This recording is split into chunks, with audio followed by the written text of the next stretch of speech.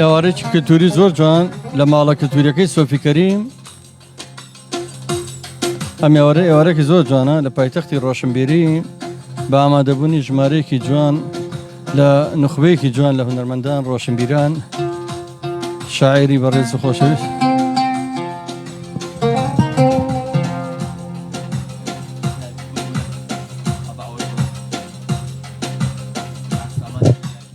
دیارە ئەم جۆرە کۆبوونەوانە لە ماڵا کولتوریەکەی سۆفی کەریم کاگەکرم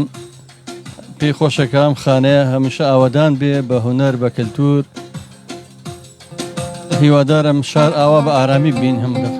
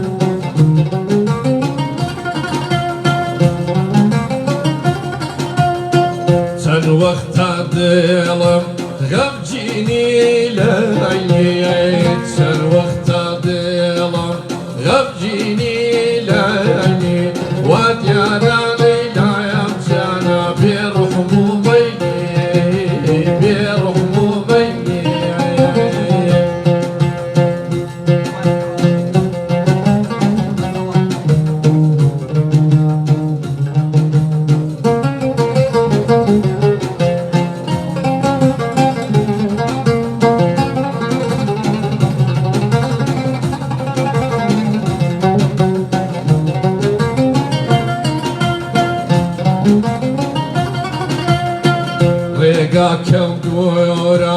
هەی دوورکەوتۆتایە ڕێگا کەم دوورە هەی دوورکەوتۆتایەوە مەیلی جارانێ جانە کەم کردوتەوەیە کەم کردوتەوەیە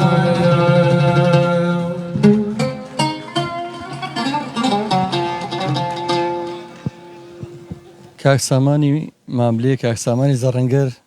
بەڕاستی دەنگێکی ئەفسوناوی هەیە دەستخۆش سامانی گۆڵ کاک سامانی زەڕەنگەر بەڕاستی دەنگت خۆش بێ من ئێوارێکی جوان حەزەکەم ئەو ناوە بێتەوە ڕۆژنامەنووسی بەناوبانگ کاکە سەرکەوتی خۆشەویست لێرەیە هەردووشی دەست خۆش قوربانتم جان قوربانتم زۆر سپاس قوربان پێشەوەی بێمە سەرەوە بۆ خۆت هەموو شتێکی کاک زەزا قوربانتم کاک زەزا جان ممنونم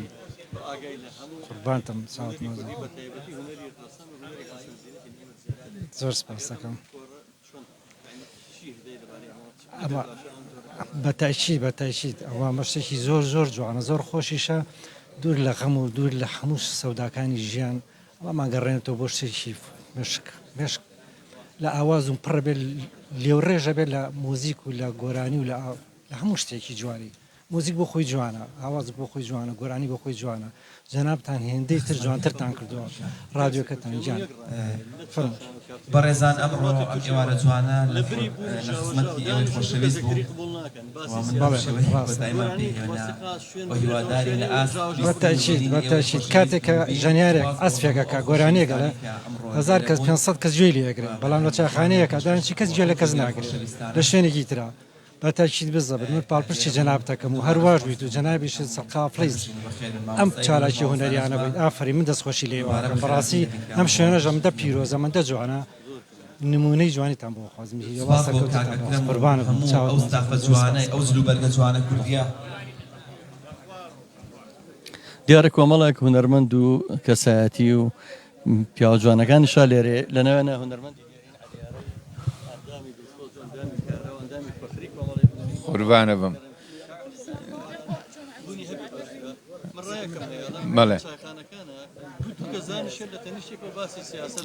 وایە قسەی جەنابتە وایە بەڵێ زۆر باشە دەست و چاوتان خۆش بێت لە ڕاستیە سەربەرزیە بۆ هەمومان ئەو نوع دانیشتانە و دانیشتانە گازینۆیکی ئەوە زۆر سپاسانەکەم هەر لە خۆشییا بوو خەمەی جوان ئەمڕۆ خۆزگە بەسلی کوردیەوە لێرە بێ هەمیشە بەسلی کوردە جوانەکانەوە هەر بژی کاکە حەمەرجان کاکە حەمەرجەکە بۆ سەفەرات قوربانی ماما وەریگرم ڕاحەکەم بە ساقم ڕاحەکەم ئەمڕۆ دەرفەتەکەوا بنجە چای هەر لە خۆشییا کاکە سەرکەوتی خۆشەویست چای باشترنی لەوەی دوو کەزانیشە باسی سیاسەتەکە هیچیشمان بەڵێ زۆر ڕاست زۆر چاکترە وڵات دەستخۆشی دەکەین پیرۆزبایی لەم جەماعەتێکی هەستاوان بەرنیشە و دەستخۆشییان دەکەین و دەستخۆشی لە جەنابیش دەکەین زۆر سپاس دیارە داوام لێکەن کە وێنێکی جەماعی لەگەڵ خۆشەویستانە بگرم ئەوە لەگەڵ ئەو ساپە جوانەی بزافی ئاشتی ناوخۆی و لەگەڵ هونەرمەندان و کەسایەتیەکان منیش لەگەڵا ناوەستم بۆ وێنەگرتنیشی جەماعی لەگەڵ هونەرمەندی گەورەی نەتەوەکەمان کاک نەزبنی غوڵامی و هونەرمەندی دێرین عەلیارە و ئەو کەسایەتە جوانانە شاعیر و بەڕێزە خۆشەویستانە ئێستا دەتوانین باسی بکەی چونکە کاک عەلیجان بەرهەمە تازە لە ڕاستیە مامۆستا نامدا قەراقی لێرە ڕۆژی حورمەت و خۆشەویستیم هەیە بۆی دوو مادەی بۆ تۆمار کردین بۆ مامۆستا سەلاح ئەحمەدی و کاک ئازادی خەیات و قارەمان ڕۆژهەڵاتی و مەندە لە خزمەتتان هەمووین یەک گۆرانی بە تایبەتیش بۆ من تۆمار کرا بە ناوی ئەی بۆ هەلامە دەست و چاوی خۆش بێت و سپاسی ئەو مناڵە چاوگەشانەکەم و هیوادارم سەرکەوتوو بن ئینشەڵڵا سپاس کاک زەزای جان قوربانە